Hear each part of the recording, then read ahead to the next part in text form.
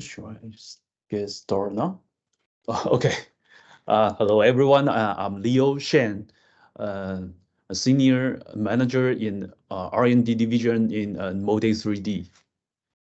Today, I would like to give a very brief overview and the update of our Moldex3D IC Packaging product.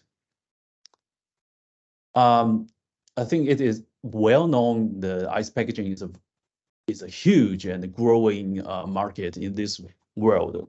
And here you can see the bar chart and the curve. The numbers are only in Taiwan, but I think even in the whole world or in Vietnam is also in the similar trend, because more and more the products needs IC devices.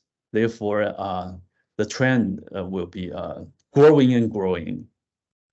And in this industry, from the IC design to the manufacturing, we can divide it into a couple parts.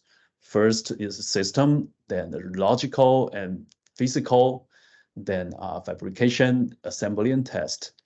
There are very many famous companies covered this different stage in this industry.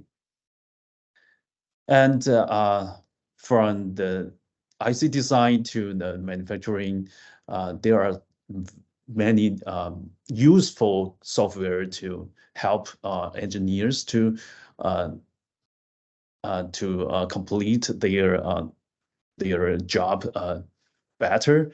First, in the IC design parts, the EDA tools like Cadence, Simon's EDA, and Synopsys, they can help engineers to do their schematic design and the physical layout.